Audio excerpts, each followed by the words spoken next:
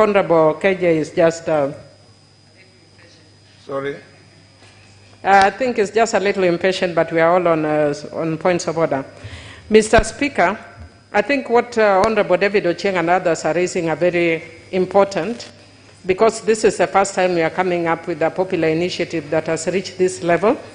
And I'm glad to hear from Honorable Tiende saying that the Joint Committee has looked into it. I think because of the lack of time, we haven't had opportunity to read, and I'm sure we will read.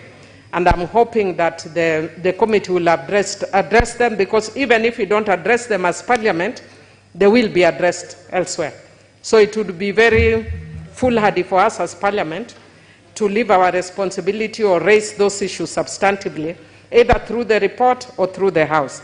Mr. Speaker, based on what they've stated and giving cognizance of the fact that I've not yet had opportunity to read the report of the Joint Committee, I would seek forgiveness if I repeat some of the things they've raised, but which will be okay anyway if they've raised them. My first issue is, Mr. Speaker, everybody is agreed there's a popular initiative, and Article 257. Is there an executive initiative? That's something I would like the Speaker to respond to, whether there's an executive initiative, because there's been a reference to an executive initiative. Does the Constitution, not our conjecture, does the Constitution make reference to an executive initiative? Secondly, is there a ranking of rights by positions? For instance, do I have a greater right to life than a fishmonger in Rusinga Island? Is there a ranking of rights in the Constitution? Against not by my subjective thoughts. Constitutionally, is there a ranking of rights? Does the President have a greater right to life than I do? Does some other citizen holding, either now or in the past, a senior political position have a higher ranking of rights than I do? Third, Mr. Speaker, on the issue of popular initiative, I would seek your guidance that if during public participation, people give different views, say during the period that they've gone around, the promoters have gone around seeking views, and we have 100 different views in regard to this, Mr. Speaker. Do we then take all their views and bring them to Parliament?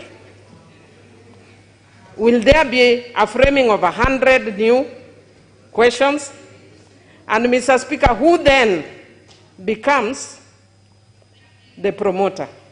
Is it the 100 people with the different views or the original promoters?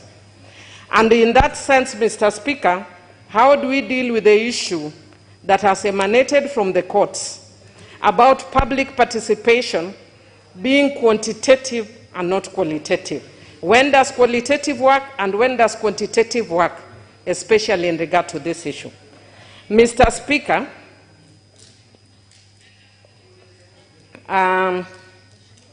the other issue, just two more, Mr. Speaker. Can a constitutional provision that has been moved by Kenyans, that Kenyans have desired, in itself be considered unconstitutional?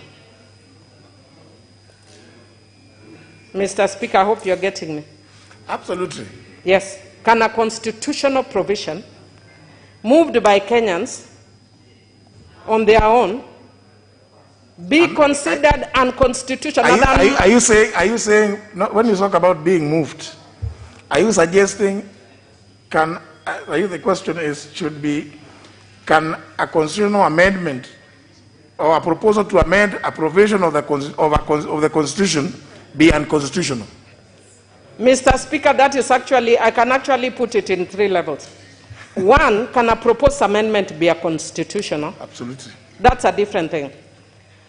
But once it is passed, can a constitutional provision be considered unconstitutional? I'm not talking about where there is a clash.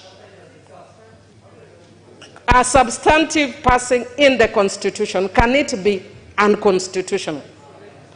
Mr.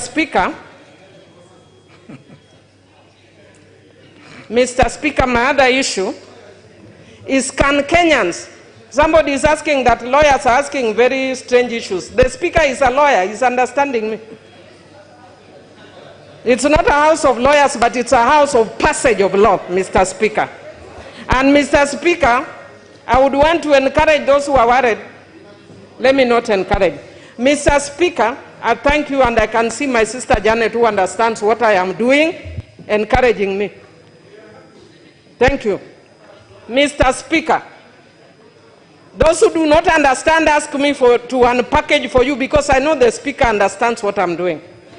Mr. Speaker, can Kenyans pass a system of law or constitutional law that is sui generis for Kenyans, that may be a departure of other practices, but is very sui generis of Kenya? Is there something that stops Kenyans from passing a system? Maybe I can give an example that when we are passing the Sexual Offences Act, we were told that minimum sentences are not practiced in the Commonwealth. But Mr. Speaker, what we told them, in the Commonwealth, people were not raping 2-year-olds. So can we pass a sui generis system that recognizes our realities? And finally, Mr. Speaker, when there is an error that is noticed after the passage, how do we balance the role of Parliament? How do we cure it? The role of Parliament vis-a-vis the constitutional interpretation role of the Supreme Court. Thank you, Mr. Speaker. Member for Soy. Yeah? Please, only those issues that require my consent and ruling.